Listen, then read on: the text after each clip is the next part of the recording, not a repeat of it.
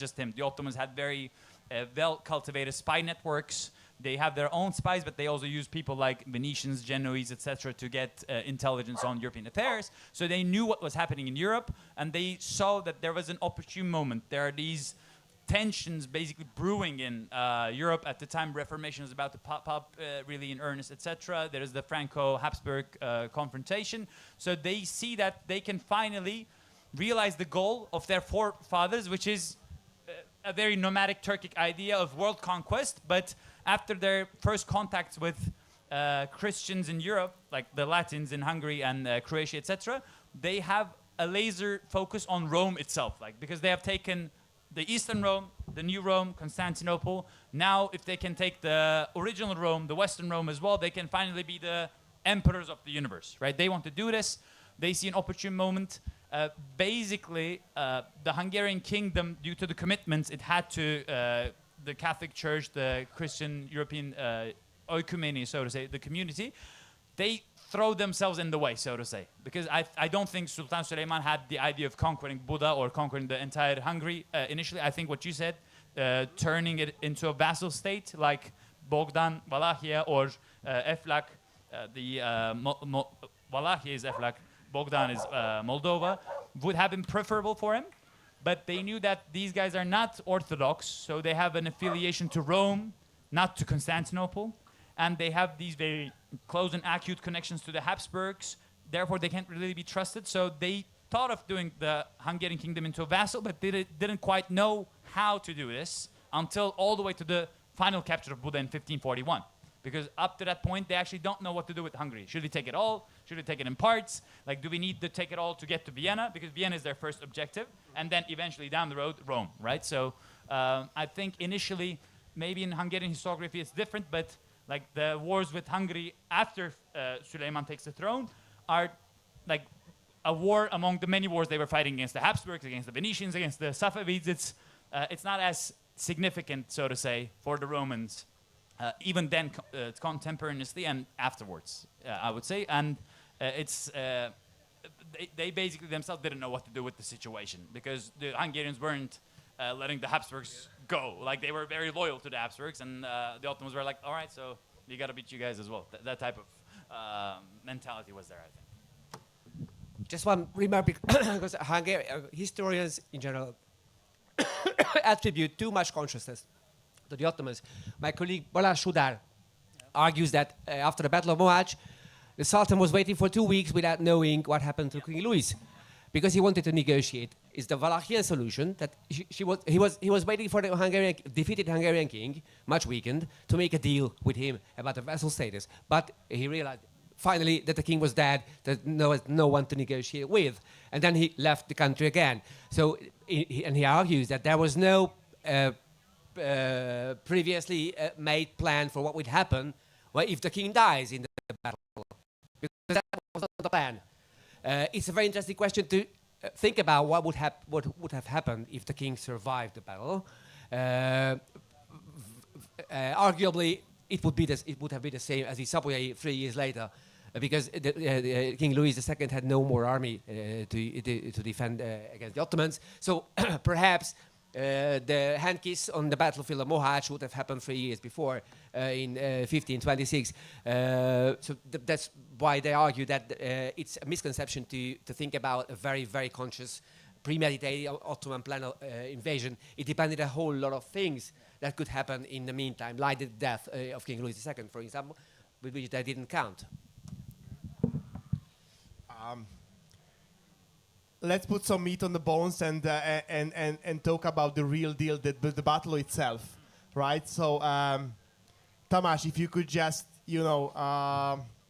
paint with like large brushstrokes what happens on the battlefield, so we could get that out of the way and focus on the wider context. I just don't think that we should be having this discussion without discussing the battle itself. Again, it lasted only a few hours, but I'm also interested how contemporary accounts differ, right, on this one. Perhaps, for the Ottomans, this was just another Tuesday, basically, in the wider context of this ever continuous expansion of the empire. Please, Tamás, on to you. I think Ahmed will speak about that, but it was not just an ordinary victory for the Ottomans either. So I think for them it was also an important victory. We know very little about the battle itself. Of course, this is what interests people most. What happened, why the king died, how did the Hungarian soldiers behave, Hungarian, Moravian, Czech, Polish. It has to be stressed that it was not a Hungarian battle against the Ottomans, it was an East European battle against the Ottomans, a Christian army. Even without waiting for the Czech mercenaries, it was an international army. And there will be a monument on the battlefield erected, which will include also a lot of Czech names, for instance, Moravian names, who are known to have fallen in the battle. We know we have, in fact, only one account of the battle. It comes from Bishop István Brodarics, who was chancellor at that time and survived the battle. And we think that the battle lasted for 1.5 to 2 hours because that was the point when he left the battlefield. So because he didn't see any more after that time, he couldn't read anything about that. So he wrote what he saw before he left the battlefield. We know that it went on until nightfall. There were repeated efforts to try to engage the Ottomans again, of course with dwindling chances all the time because many people died. And it was right after sunset that the Hungarian army began to recede constantly and was on the run. And most people were, of course, killed then, together with the king. But about how the Hungarians imagined to make this battle, we know it's all, I mean, theories that cannot be underpinned. What enjoys consensus, I think, is that the plan, if they had any plan, was to engage the Ottoman troops one by one, because they noticed, they saw that the Ottomans marching to the battlefield, they were coming from the south of Hungary, from the marshes of the Karashica River, disorganized in separated units, and that was the idea, to attack one by one first the Rumelians, and then as they were coming.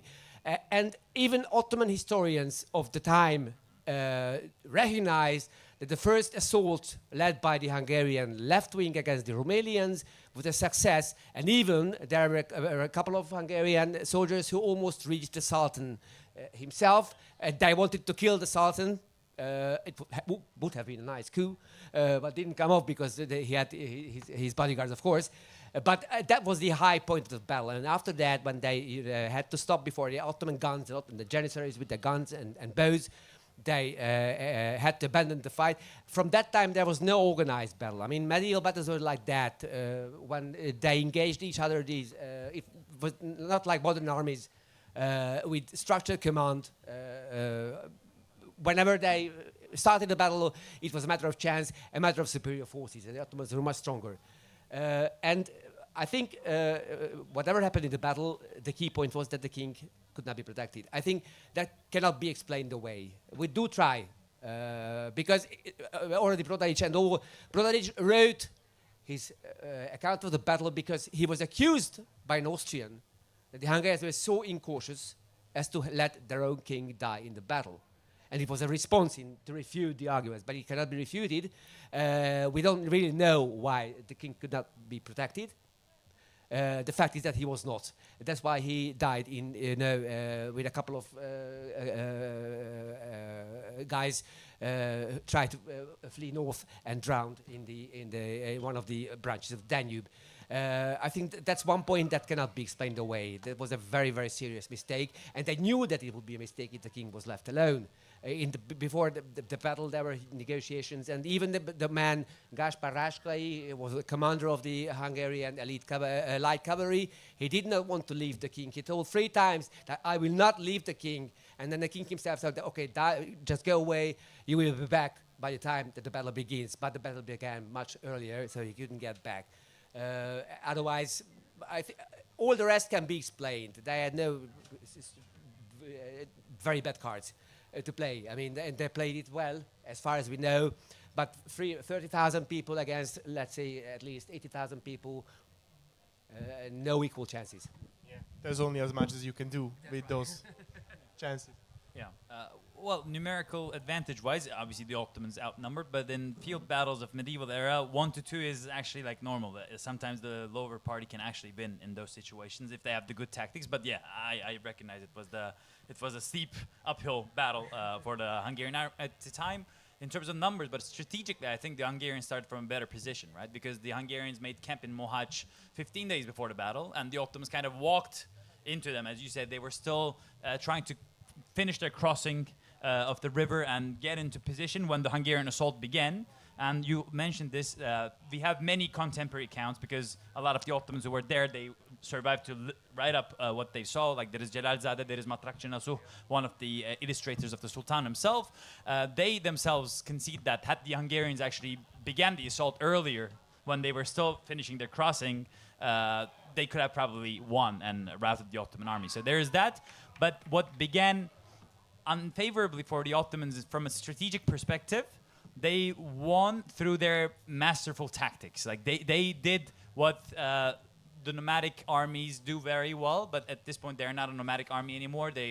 Most of their army is cavalry still, but they have a lot of disciplined infantry. But they still copy the nomadic playbook in feigning a retreat. Like the Rumelians, they don't really resist the initial Hungarian forces cutting through their ranks. They open up to bring to the field the Ottoman gunners, who have really honed their skills up to that point, and they basically decimate the king's contingent, upon which they make a turn towards the right flank, and they meet the fresh forces of the Anatolian forces, which brings me to the point, in the Hunyadi series, or in most contemporary depictions, you have the Ottomans as these swarthy, dark Orientals mostly, but the numerical majority of the Ottoman army on the battlefield of Mohács would have been ethnic Slavs or like people who look like pretty much like you guys. So that's there. I think it was important in the sense the Ottomans from the Crusade of Varna all the way to the Battle of Mező Keresztes 70 years later, they didn't have any other pitched battle with the Hungarians or with any other European military for that matter, right? So this was coming right at the right in the wake of an Hungarian challenge to Ottoman power, because the Hungarian king had just imprisoned the Ottoman envoy ambassador sent to him, disrespected him, and the Ottomans wanted to send a punitive expedition. So this had a lot of symbolic value. Like they wanted to teach the Hungarians a lesson, but I think they themselves didn't calculate that they would destroy them all and kill the king, and it just so happened. And when that happens, as you said, Sultan Süleyman then sits in lower Hungary, like south of Hungary, for 2 weeks, thinking what to do. And then they say, we might as well go to Buda and see what's up there and sack it and see what's the kingdom like. So it was significant in its political meaning. It began, I think, for the Ottomans from a very bad strategic point, but with their disciplined military and their better tacticians, they turned the day around and made it a rout of the Hungarian army. From that point of view, I think the real turning point was the loss of Belgrade 5 years ago, 5 years before in 1521, because that was the very point when the Ottomans realized that the Kingdom of Hungary, that looked so strong, even to Ottomans, was in fact a house of cards. So because there was no effective resistance, no effort to release the castle, and that's the point when Suleiman himself and the Ottomans realized that Hungary is not as strong. And also it was a turning point from the Hungarian point of view, because they also realized that they couldn't. Belgrade was more than just a castle, more than a strategic castle. It was the very castle, a symbolic place to protect Hungary. That was defended by Hunyadi 70 years ago, and the Ottomans realized that, okay, Hungary is not a real enemy anymore. Yeah, and the Ottomans, in their strategic calculations, they were acutely aware of this. They saw Belgrade, Nandofehérvár, as the eastern gate of the Pannonian Basin, and Vienna, Bécs, as the western gate, and they were trying to get to that other gate after they were done with Belgrade, so to say. Tamás, you said that the Ottomans expected to make a deal with Louis II, and they themselves were surprised of his untimely passing, right? How fundamentally did the unexpected death of the Hungarian king alter Suleiman's plans? Who would like to pick up on that? All right, yeah. It did. As we said, they deliberated for almost 20 years about what to do with this new situation. But they saw very quickly the Shapolia, Zapolya, and there was a back and forth. It took 3 years for him to come and kiss the hand of the Sultan, and then a couple of years to make the formal vassalage treaty, etc. But I think they still were thinking about Vienna, and they understood that Hungary is a serious threat. Like, it can be left as a thorn on the flank of your push to move westward. But until 41, and until coming to the gates of Buda for the third time at that point, they actually hadn't decided what to do with the Hungarian polity. Because even when they come back in 1541, Sultan pitches a tent in Obuda, and they hold an imperial council, Divan-ı Hümayun, and there are 3 opinions about what to do with the baby son of Zapolya. One says, kill him, bring a new leader to Hungary. The other camp says, no, take him prisoner, take him and his mom prisoner to Istanbul, and we'll figure out what to do with him. Afterwards, maybe we'll do a Wallachia-type settlement. And the third opinion, which wins the day, is, no, we have promised him kingship, so let's keep our word and give him the kingship. So they think they fixed the situation with that, but I think it's the tenacity of the Catholic Hungarian magnates who are loyal to the Habsburgs, and the Habsburgs themselves who don't want to relinquish their claim on the crown of Hungary, is what frustrated the plans of the Ottomans of making Hungary into a nice, docile vassal state.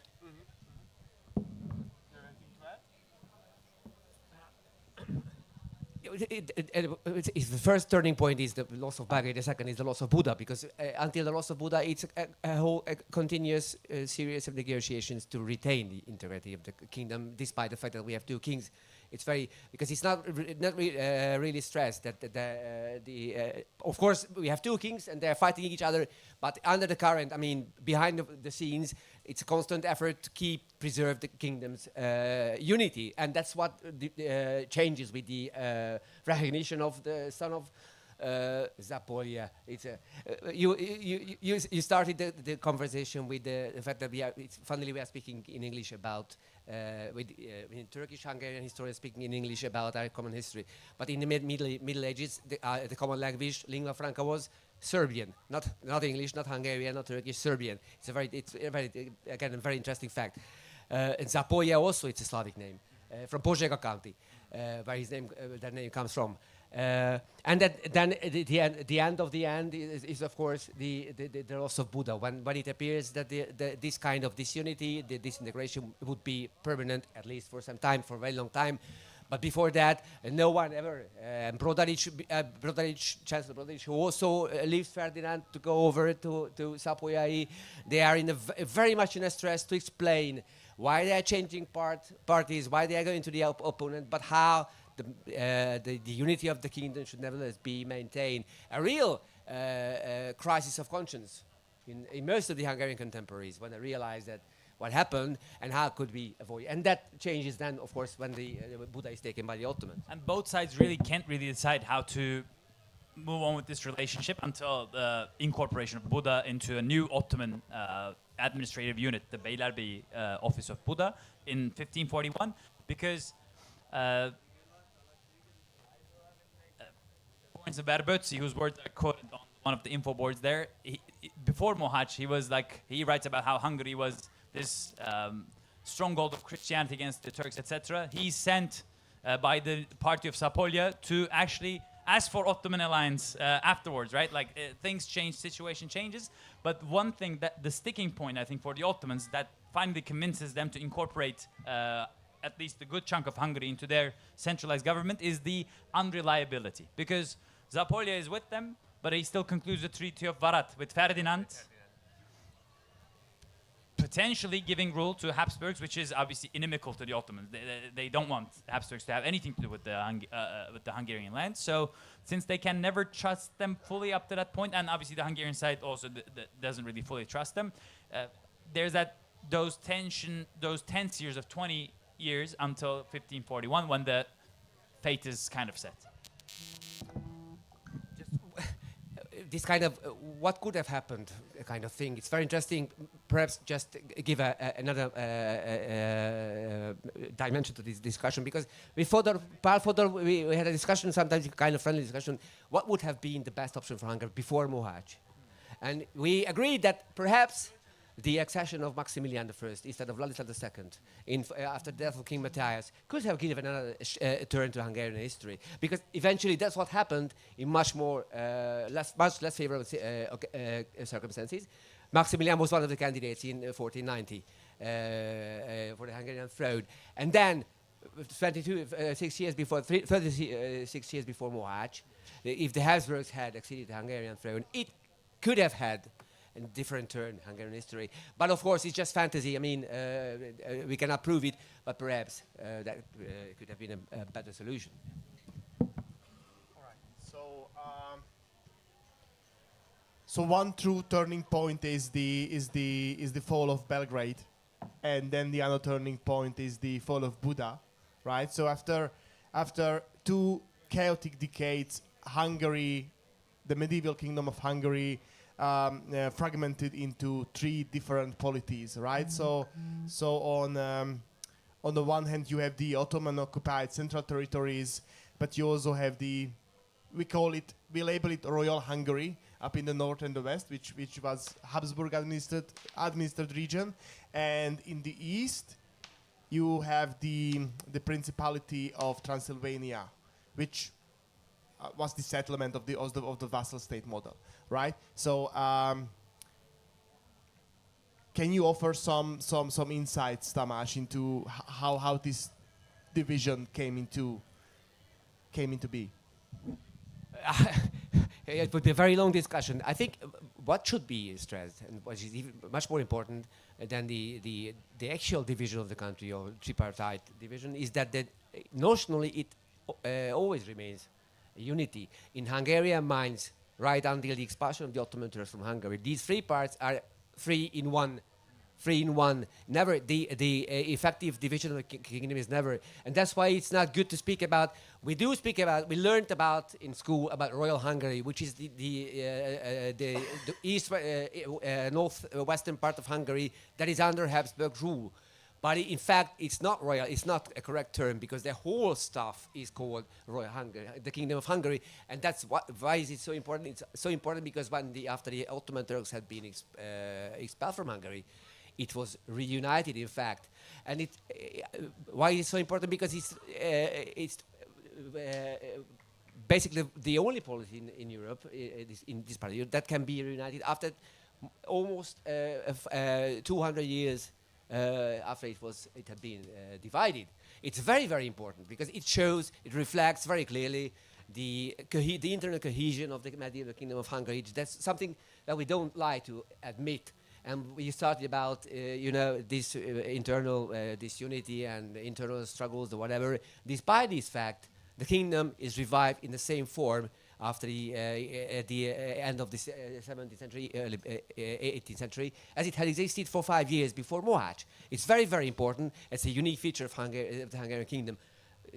Just think about the empire, the future Germany. You don't find the same features. So it was in fact a very, very strong medieval polity, the Hungarian kingdom, and I think it's in this direction that we are going. And even Transylvania, it depends on which part we admire, and it's one of the main lines of division in Hungarian thinking. You're pro-Habsburg, pro-Transylvanian, no pro-Ottomans, of course. Although they're beginning to emerge. Now we have twin statues of Suleiman, a big Suleiman and a small Zrínyi. Now the pro-Ottoman is also emerged. There is this kind of long cultural accommodation. But otherwise, we have basically two camps. Pro-Habsburg, Transylvanian, Catholic, Calvinist. But there is, I think, now a new trend in approaching this period of history from rising ourselves above both the religious divide and the political divide, and try to admit what the Habsburgs did for the preservation of Hungary. I think it's a very brand new that we do admit that Habsburgs spent a lot of money on defending Hungary, and it doesn't matter why they did so. Of course, they were defending themselves. That's quite clear. But I mean, it's again natural. I mean, if the garden of your neighbor is burning, you try to help, and also admit what the Transylvanians what is a very interesting twist of mine, again, typically Hungarian, that we admire in the Transylvanians this kind of Ottoman cooperation. It's kind of, realpolitik, Hungarian wisdom to work together with the Ottomans to preserve. What we do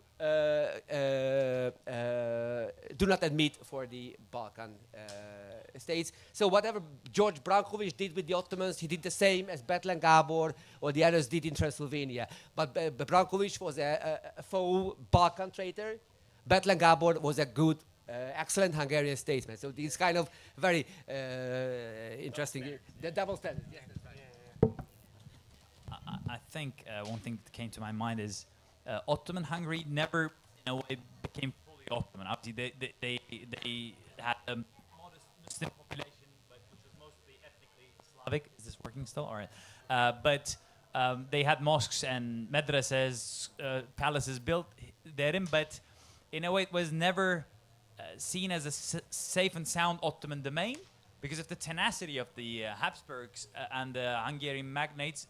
They made it a permanent war zone, basically. You said Habsburgs spent a lot of money. The Ottomans, through the existence of the Pashaluk of Buda and the Pashaluk of Eger and Uyvar even, they actually spent much more money on these provinces and on their defense than any taxes they were able to extract from these places. And you had also the very weird situation of the border villages being taxed by both powers, right? Like one of my professors, he had writing on the condominium, right? So had it been, but towards the end of, in the middle period, like the 1590s, around the turn of the 17th century, you have a lot of Hungarian nobility and clergy now complaining about the Hungarian serfs and peasants being more sympathetic to the Ottomans.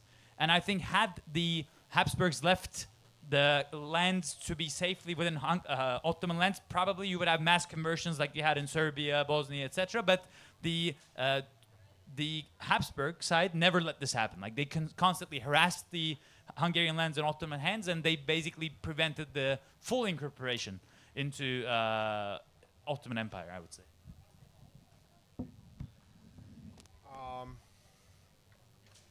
It took more than a century for the balance of power to shift between Western Europe and the Ottomans, and eventually the conquests were eventually rolled back in the 17th century.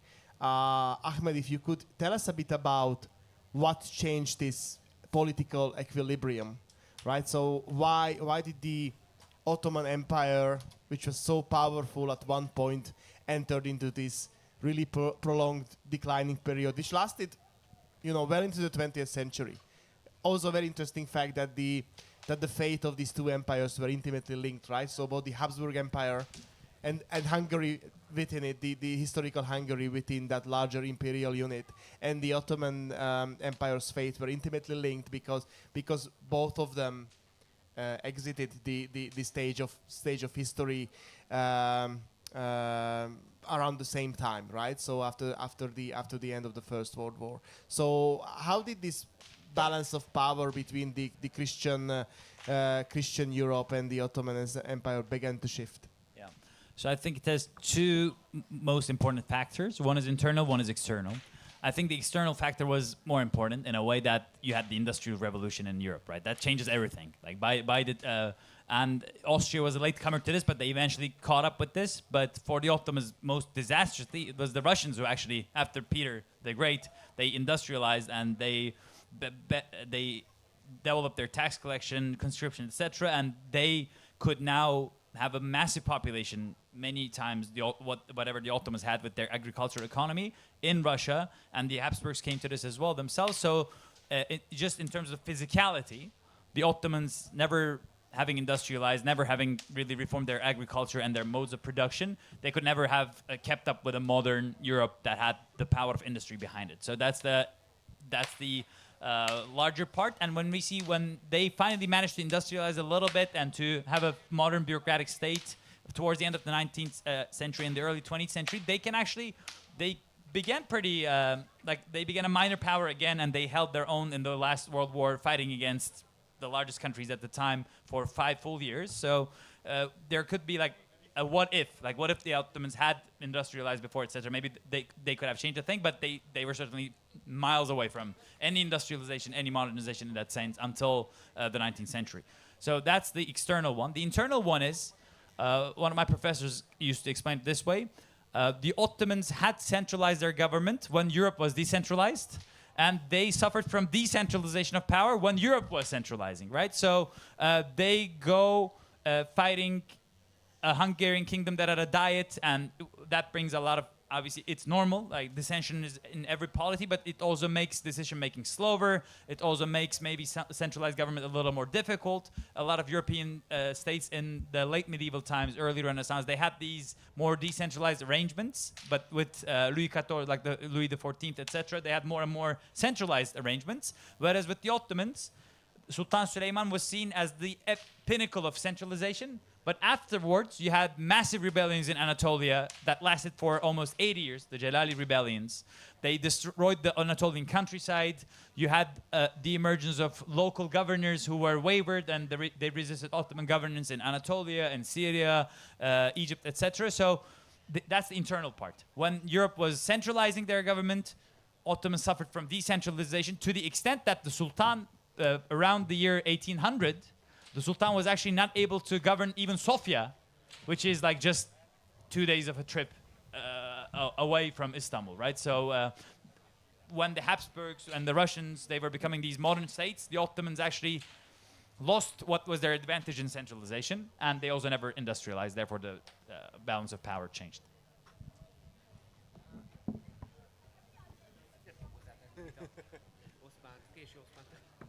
Okay. I'd like to open the floor for audience questions, so you can ready your questions while I'm posing my last one, which considers the evolving public perceptions of the relations between Hungarians and Turks, because, you know, like these public attitudes, that's such a capricious beast, like how people tend to think of one another. And it's an amazing fact to me that these modern relations are so overwhelmingly positive, despite the complex historical legacy that, you know, such affairs as the Battle of Mohács have left. Turkish tend to view Hungarians as distinct relatives, and also, but Hungarians also enjoy, you know, Turkish cultural heritage. And one can only think of the there's a joint monumental of Miklós Zrínyi and Sulejman Szigetvár, right? As a monument of Hungarian Turkish friendship, but also the Gülbaba grave was renovated. I think a decade ago, very recently.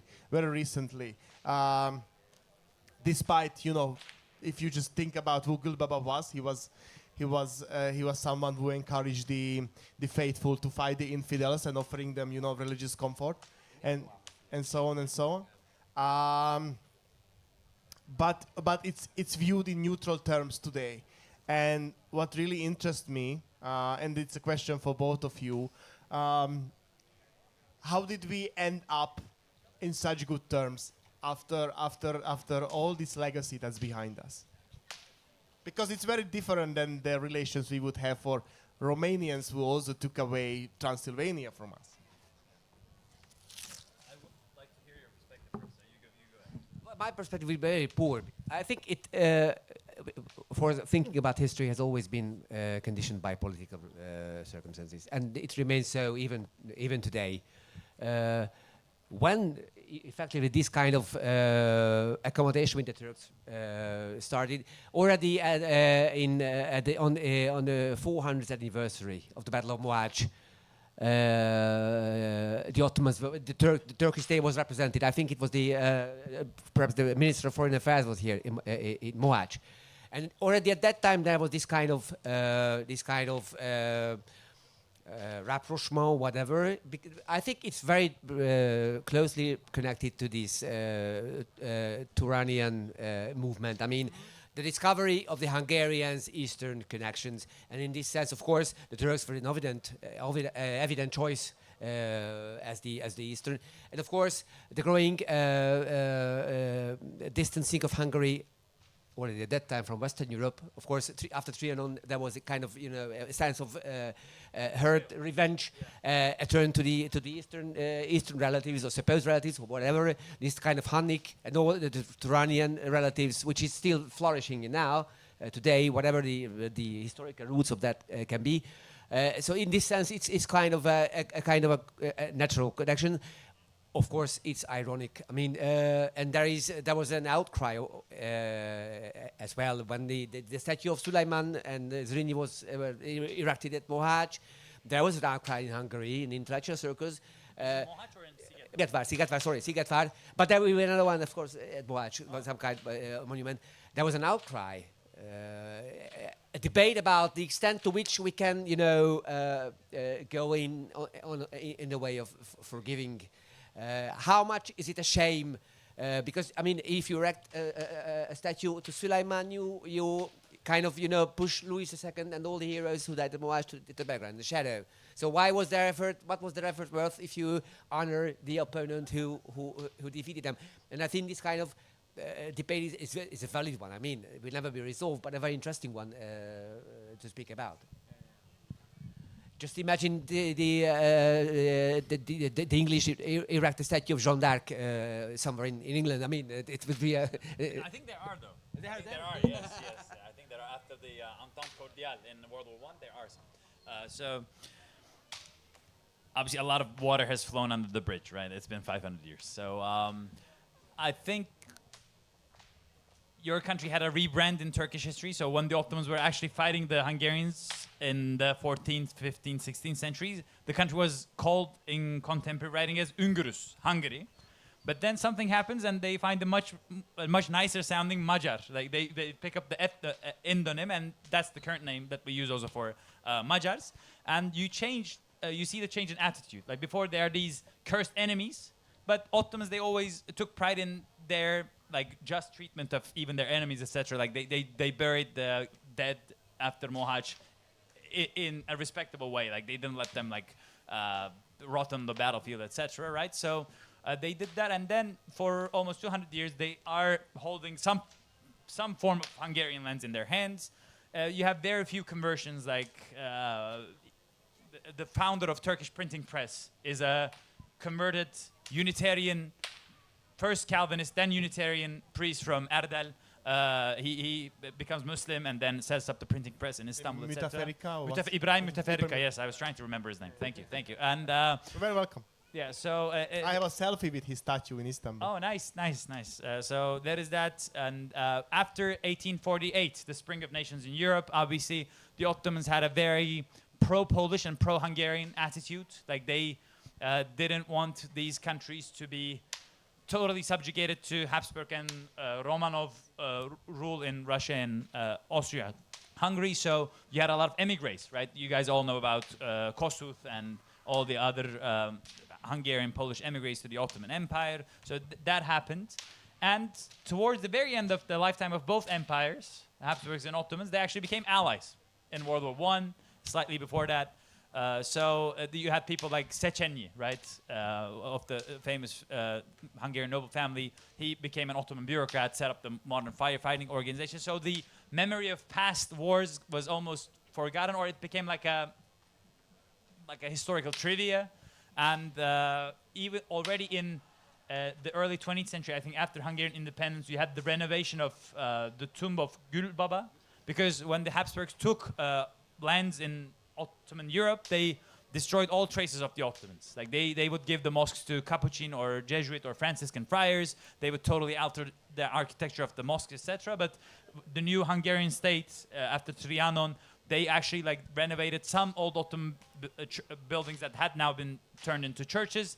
They didn't become mosques, but they showed the architecture that was there before. And this was, I think, a kind gesture, etc. So now, and that's the past century. And the current century, obviously, Turkey is a growing country, economically, militarily, global prestige-wise, and they're trying to shape this Turkic bloc. And I was surprised to see actually Hungary jump on the bandwagon and be this very eager partner, away from anyone else, right? So, imagine our surprise. Yeah. yeah, I think it's mostly positive. Business is booming. History is there is great scholarship on Ottoman Hungarian history from both the Hungarian side, and Tamás is a great representative of that, and from the Turkish side. So I think it has become shared history in a way. Obviously, everyone knows what happened before, right? But I think we have moved on and are making good use of that past with all its bittersweet memories. And Turkey is a great power again. Don't forget not that. So it's militarily, at least, it's a great power now. So Yes. All right, ladies and gentlemen, any questions you'd like to ask? And you can ask it in any language, even Serbian, which was the lingua franca then, though. Ahmed also speaks a bit of Serbian as well. Please, come to the fore, into the microphone.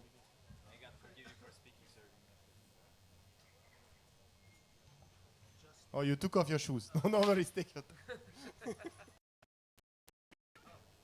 There is my dog as well. No worries. We'll hear you. You don't have to come.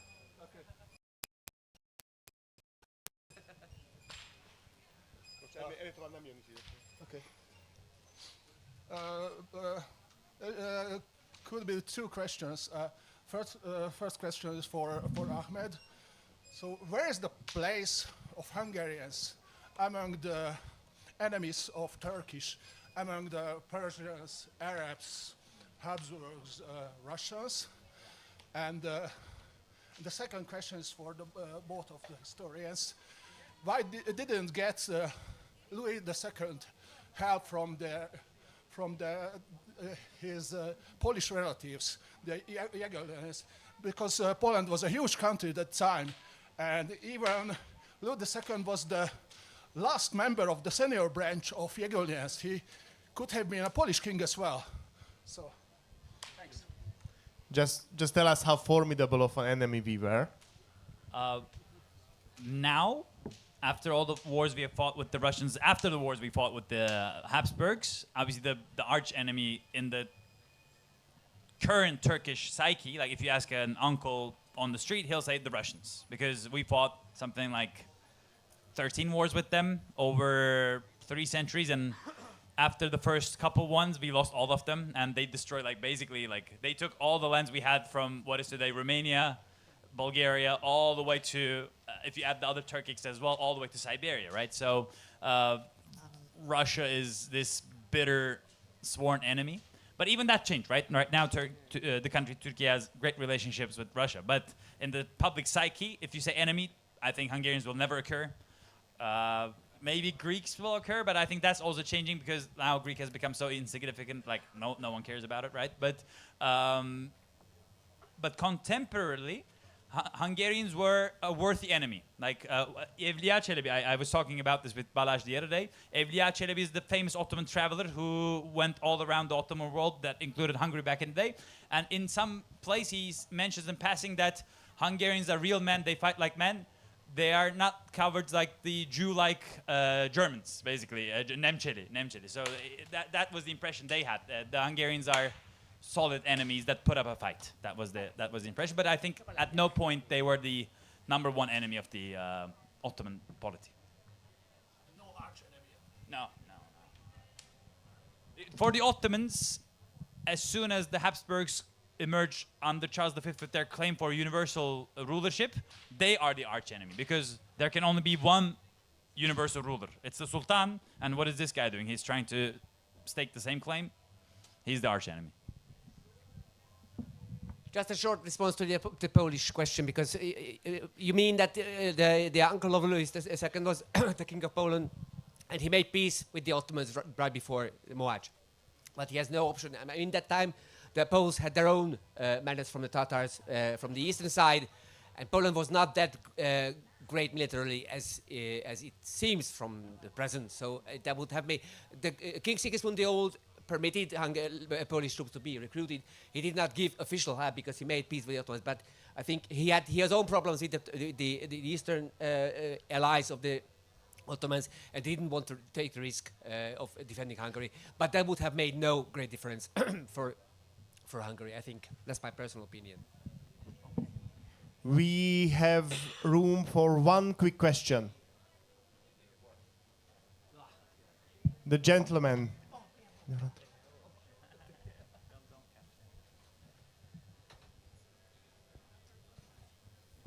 So I try to be very quick.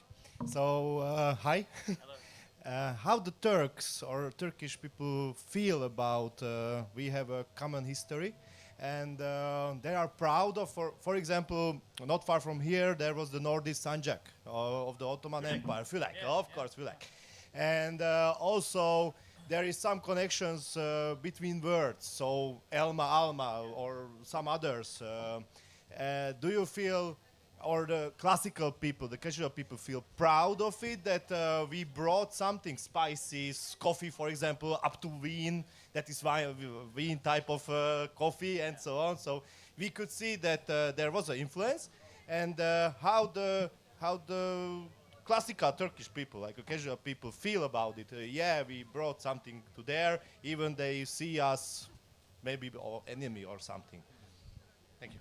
It's definitely there in the average Joe's mind. I think they are proud, they are happy that they spread their seed far and wide. You know, you have Turks from the Pacific Ocean all the way to the Adriatic Sea. You have these Turkish words that are from different substrata, right? They're words from much older times, like Biga and Reka, all those words. But they're also words of Ottoman origin, like the Shadır, right? This is Shator in Hungarian, I found out, which is Turkish via Persian, Çadır. So I think these are nice tokens of the past for any Turkish citizen. They'll be like, yeah, Hungarians are jolly lads. We have a couple common words. It's a great country, that type of thing. Yeah, it's there, I think. Did that answer the question? But how feels that? Is it okay? They are proud. There or something, or how they feel if someone hears, oh, it's about Hungarian or about that time. Oh, I know, we were there. It will happen like this in political discussions. It comes up like this sometimes, you know, especially in the 90s when we had issues with Greece, etc. Some politicians would say, "What is Greece? Like we were in Hungary before, like we were in Vienna before, like we were kings, so to say." That type of therapeutic use would be there. Yeah, would be there. I'm terribly sorry because we have to wrap up, and because we also have to yield the floor for the next discussion. Demonstrated that an event like Mohács cannot be explained by a single cause, not even by a single national narrative. It was an Ottoman victory, a Hungarian catastrophe, and a real turning point in the history of Central Europe. So I would like to thank Ahmed and Tamás for this open and intellectually engaging and stimulating discussion. And I would like to thank all of you for your sustained attention and for joining us. And I think a round of applause is in order for our historians who have come a long way to be with us today. And thank you very much. Yeah.